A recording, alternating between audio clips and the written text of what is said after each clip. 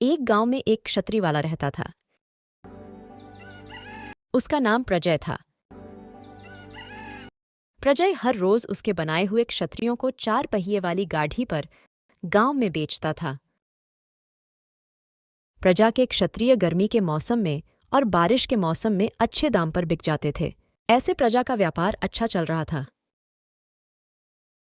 लेकिन सर्दी के मौसम में व्यापार अच्छा न चलना प्रजय को चिंतित करता था। चिंता के कारण वो सोच में पड़ गया।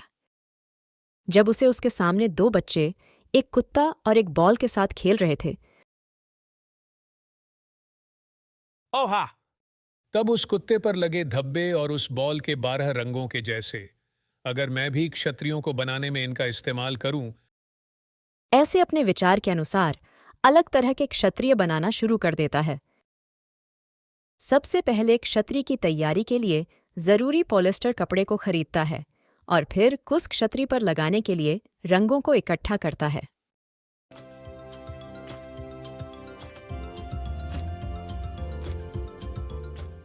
एक एक क्षत्रिय को अलग तरह बनाने के लिए अलग अलग रंगों का इस्तेमाल करता है। लगाए हुए रंग मीठे ना इसके लिए उन्हें भांपता है।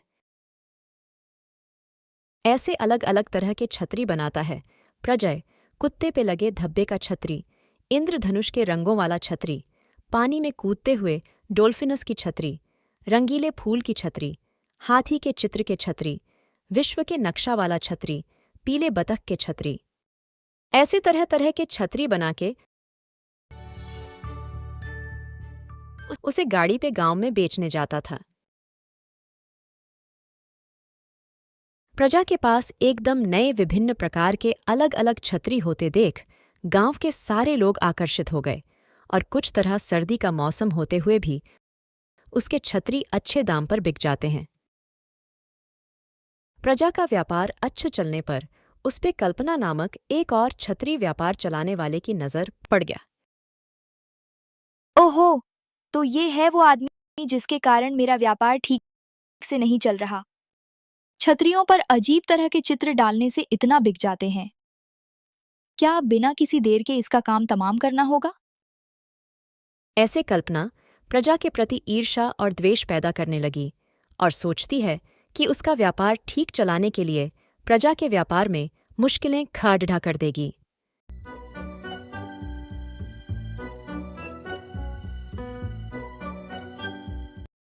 प्रजा के नए प्रकार के छत्रियों की तरह वो भी तैयार करने के लिए चीजें तैयार रखती है और काम करना शुरू कर देती है।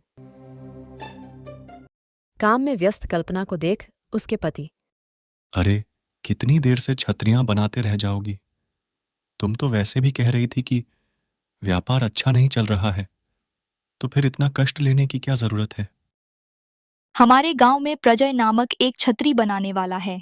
सर्दी के मौसम में छतरियां बिकती ही नहीं, मगर उसके पास रंग बिरंगे अलग प्रकार के नए छतरी देख सब लोग खरीद रहे हैं।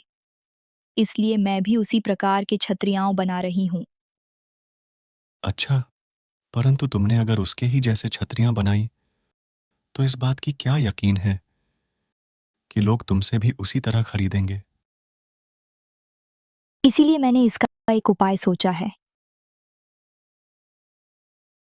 ऐसे कहकर अपने पति को सब समझाती है।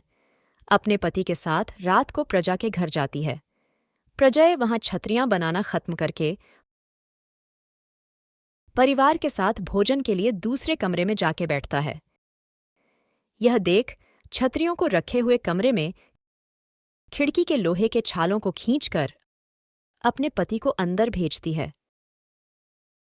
उसके पति अंदर जाकर छतरियां सारे एक एक करके बाहर रुक की कल्पना को दे देता है और वहां की सारी छतरियां गायब कर देते हैं।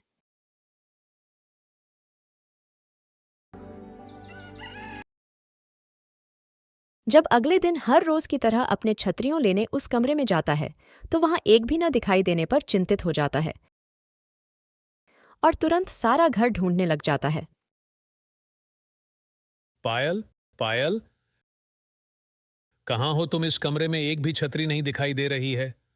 सब गायब हो गए। तुमने देखा है? जल्दी इधर आओ। ऐसे घर में सबको चिंता में डाल देता है। दूसरी ओर प्रजा के घर से लाए हुए छतरी सारा कल्पना ने उसके घर के पिछवाड़े में छुपा लिया। अब तो इनको ऐसे छुपा लिया ठीक है, और वो और भी ऐसे छतरी बनाकर बेच सकता है। तब तुम क्या करोगी? ये सारी छतरी बनाने के लिए उसे कम से कम 4 दिन तो लग ही जाएंगे, और ये 4 दिन बस है मुझे अपने छतरी बेचने में। ऐसे कहती है कल्पना की बेटी। घर के पिछवाड़े में खेलते खेलते रंग बिरंगे इन छतरियों के चित्र की ओर आकर्षित होती है और उसमें से एक छतरी निकाल के खेलते खेलते घर के बाहर की गली में चली जाती है। उसी गली में साइकिल से गुजरते हुए प्रजा को अपने छतरी के साथ खेलते हुए एक बच्ची नजर आती है और रुक जाता है। तुरंत उस बच्ची के पास जाता है और बेटा, तुम्हारे पास ये छतरी कहाँ से आया? मेरे घर के पिछवाड़े में बहुत छतरियां हैं, उसमें से एक लाई। मुझे भी वहां ले जाओगे? ऐसे वो कल्पना के घर के पिछवाड़े में जहां पहुंचता है, 2 दिन पहले गायब हुए सारे छतरी वहां पर दिखाई देने पर प्रजा चौंक जाता है और इसी समय अपनी बच्ची को ढूंढने के दौरान कल्पना भी वहीं आती है और प्रजा को देख घबरा जाती है और चले जाती है, यह सोचकर कि उसको सच का पता लग गया। कल्पना के घबरा के ऐसे चले जाने देख प्रजा को समझ आता है कि उसने ही इन सारे छतरियां को चुराया है।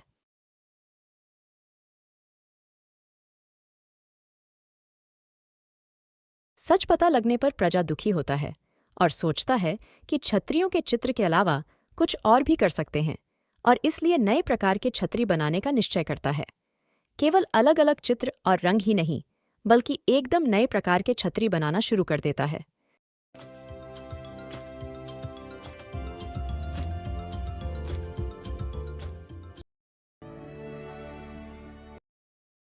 बहुत ही आकर्षणीय तरह के सिर पे बेल्ट से बांधने वाले छतरी मोटर बाइक पे जाते समय बारिश और धूप से बचने के लिए अलग तरह के छतरी जिसको गाड़ी पे बेल्ट के द्वारा फिक्स कर सकते हैं।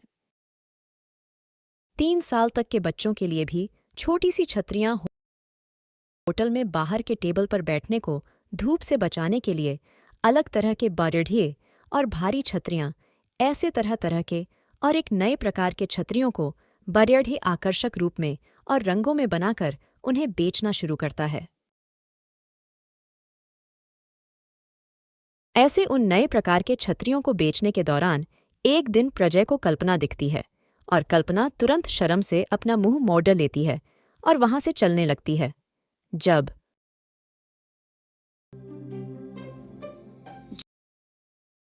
रुकिए बहन जी। 1 मिनट प्रजय उसको बहना बुलाने पर कल्पना को समझ में आता है कि वो शायद उसे गुस्सा नहीं है और पीछे मुड़ती है। आप बस एक बात बोल देती कि मेरे व्यापार की वजह से आपका व्यापार ठीक से नहीं चल रहा। मैं समझ जाता और पड़ोसी शहर में जाकर भी अपने छतरियां बेचता। अभी भी देर नहीं हुआ है। आपने जैसे सोचा वैसे ही आपके चित्र के छतरियों का व्यापार चलाए। मैं अपने अलग प्रकार के छतरियां बाकी भी पड़ोसी शहरों में बेचूंगा। तुम्हारे व्यापार को अब मेरे व्यापार से कोई दिक्कत नहीं होगा और तुम खुशी खुशी अपना व्यापार यहां चला सकती हूं। मैंने गलती कर दी भाई साहब, अगर आपसे पहले ही बात कर लेती तो शायद इसका उपाय तभी मिल जाता और मैं अपने स्वार्थ के कारण खुद शर्मिंदा हो गई। मुझे माफ कर दीजिए। ऐसे कल्पना और प्रजय अपने अपने व्यापार चलाते खुश रहते हैं। तो इस कहानी का नैतिक क्या है? बच्चों, शांति से बैठकर सोचने से और बात करने से बैरडी से बैठी मुश्किल का हल आसानी से मिल जाएगा। Dum-de-dum, dum-de-dum.